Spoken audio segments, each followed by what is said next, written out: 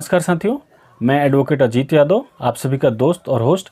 आप सबका फिर से अपने चैनल पे बहुत बहुत स्वागत अभिनंदन करता हूं। और आज की कड़ी में मैं आप सभी को बताना चाहूँगा कि जो हमारे देश में जो अरेस्टेड पर्सन होता है, जो गिरफ्तार व्यक्ति होता है, उसके क्या क्या लीगल राइट्स होते हैं।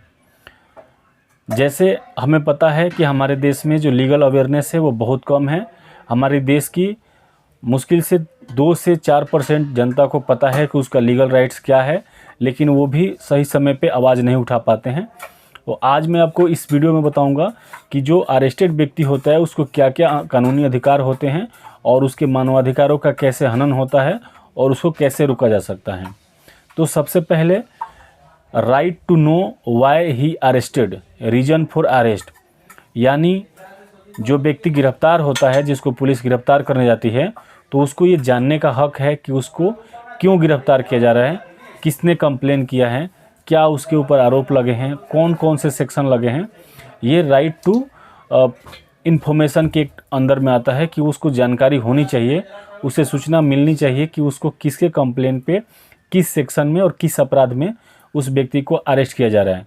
और इसकी जिम्मेवारी, ये सूचना देने की जिम्मेवारी जो ऑफिसर ऑन ड्यूटी होता है, जो अरेस्ट करने गया होता है, उसकी जिम्मेवारी होती है कि उसको पूरी सूचना उपलब्ध करवाएं कि क्यों उसको अरेस्ट किया गया है।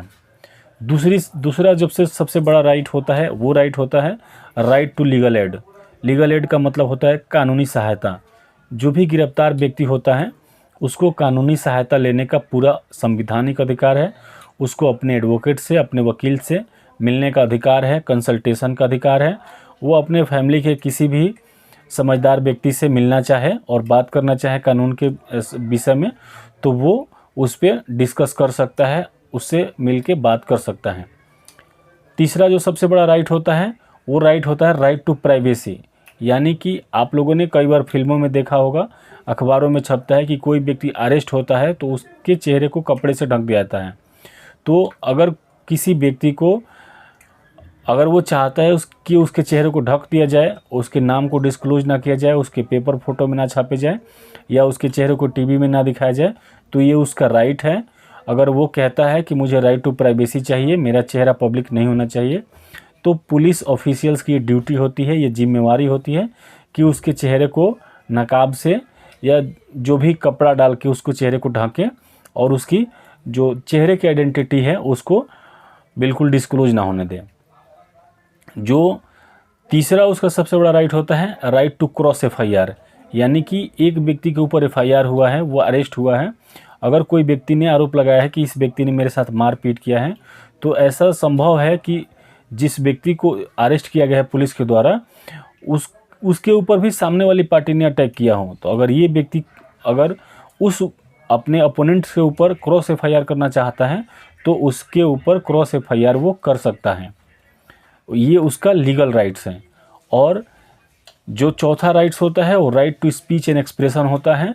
वो अगर अपनी बातों को मीडिया के माध्यम से, पत्र के माध्यम से या जज साहब के माध्यम से अपनी बातें रखना चाहता है, तो उसको पूरा राइट है कि वो जुडिशियल मजिस्ट्रेट के सामने जाके अपनी बातों को रखे और अपने कॉन्टेक्ट पर्सन को, अपने रिलेटिव को वो सारी बातें बताएं कि उसके साथ क्या हुआ है, या कोई अपने फैमिली मेम्बर को कोई सूचना देना चाहता हो, कोई बात कन्वे करना चाहता हो, तो उसको पूरा राइट है।